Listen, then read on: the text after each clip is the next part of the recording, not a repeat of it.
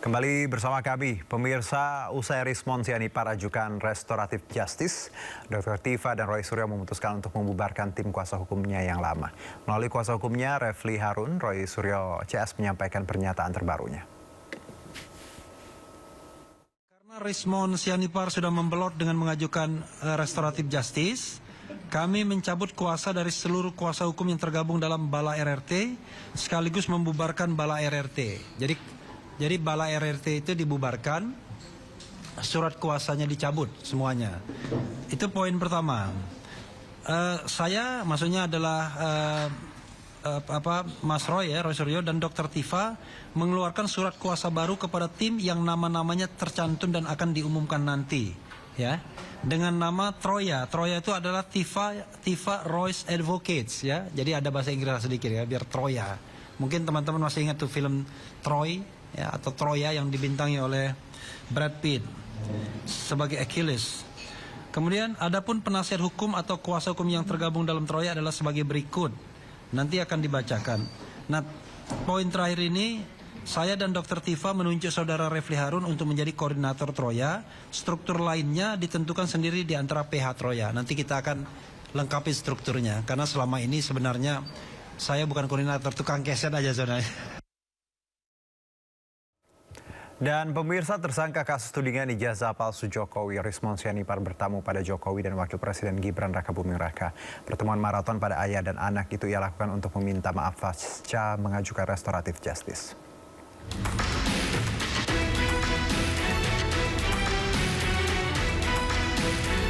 Rismon Sianipar tiba di Istana Wakil Presiden pada Jumat pagi.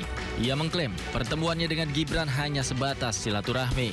Pertemuan itu berlangsung tertutup selama 1 jam. Dalam kesempatan itu, Gibran juga memberikan bingkisan parsel pada Rismon. Bukan sulap, bukan sihir. Usai bertemu Gibran, Rismon berjanji akan menebus kegaduhan yang ia perbuat pada keluarga Joko Widodo. Ia juga siap pasang badan dan dicaci maki untuk Jokowi. Saya siap untuk dicaci, dimaki, dijadikan pengkhianat. Yang penting saya telah menemukan kebenaran itu dengan rekonstruksi, dengan uji coba yang sudah saya lakukan 3 bulan ini dan akan saya tuliskan dalam buku. Ya, bukan dengan cuap-cuap. Saya akan menuliskan 2026 semoga bisa selesai. Saya katakan tadi kepada Mas Wapres, ya, penebusan saya atas semua hiruk pikuk ini, baik disebabkan oleh saya maupun yang lain, itu akan saya tebus kepada keluarga Mas Wapres dan terutama kepada Pak Joko Widodo. Sebelumnya, Rismon juga menyambangi kediaman Joko Widodo di Solo, Jawa Tengah. Diduga, Rismon meminta maaf secara langsung pada Joko Widodo usai dirinya mengajukan permohonan restoratif justice di Polda Metro Jaya. Sikap Rismon Sianipar tersebut berubah 180 derajat pasca mengajukan restoratif justice. Rismon yang sebelumnya galak soal ijazah Jokowi kini berbalik membela, bahkan bersedia pasang badan atas kasus tudingan ijazah palsu Jokowi. Tim Liputan iNews melaporkan. Ya, sementara itu Presiden ke-7 Joko Widodo memaafkan Rismon Sianipar. Ia menyerahkan permohonan restoratif justice yang diajukan Rismon kepada kuasa hukumnya. Pak, terkait pertemuan dengan Pak Rismon kemarin, Pak, kemarin kan beliau mengajukan restoratif justice. Ini tanggapannya Bapak seperti apa? Apakah menerima atau bagaimana? Ya, kemarin telah datang Pak Rismon Sianipar ke sini, ke kediaman saya, dan saya menerima permohonan maaf Pak Rismon Sianipar, dan mengenai nanti untuk urusan restoratif justice-nya saya serahkan kepada penasihat hukum saya, karena itu merupakan kewenangan dari Polda Metro, kewenangan dari penyidik yang ada di Polda.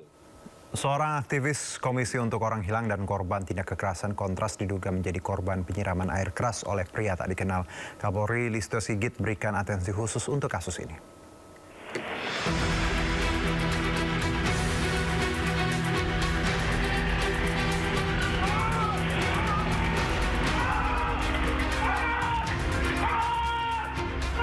rekaman CCTV saat aksi dugaan penyiraman air keras terhadap seorang aktivis Kontras Andri Yunus. Peristiwa tersebut terjadi di Jembatan Talang, Senen, Jakarta Pusat. Korban yang mengendarai sepeda motor tiba-tiba langsung histeris sambil menjatuhkan kendaraannya. Diduga korban merasakan panas terbakar akibat disiram air keras oleh dua pria tak dikenal yang berboncengan dengan sepeda motor. Insiden tersebut terjadi sekitar pukul 23.37 hari Kamis saat korban akan pulang ke rumah usai mengikuti kegiatan di gedung YLBHI Jakarta. Kini, korban menjalani perawatan intensif di rumah sakit karena mengalami luka bakar hingga 24%. Ini ancaman bukan cuma untuk Kontras, tapi untuk kita semua gitu ya. Teman-teman pers, teman-teman mahasiswa, teman-teman buruh, teman-teman pelajar, teman-teman semuanya yang selalu tidak pernah lelah memperjuangkan demokrasi, kecuali untuk orang-orang yang mengkhianati demokrasi. Jadi saya mau menyampaikan bahwa situasi ini sudah bukan alarm lagi. Teman-teman di sini semua berkumpul, ini bukan menyampaikan bahwa kita ada di alarm bahaya demokrasi. Atas peristiwa dugaan penyiraman air keras tersebut, Polri akan menangani secara profesional sesuai dengan prosedur yang ada. Kapolri Listio Sigit menyampaikan atensi khusus untuk mengusut tuntas kasus tersebut. Bahwa Bapak Kapolri selaku pimpinan Polri telah memberikan atensi khusus terhadap penanganan dan pengungkapan kasus ini. Oleh karena itu, Polri telah melakukan langkah-langkah khususnya penanganan tempat kejadian perkara.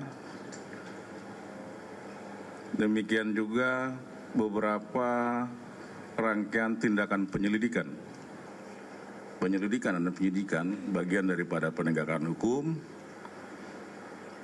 dilakukan secara berbasis ilmiah.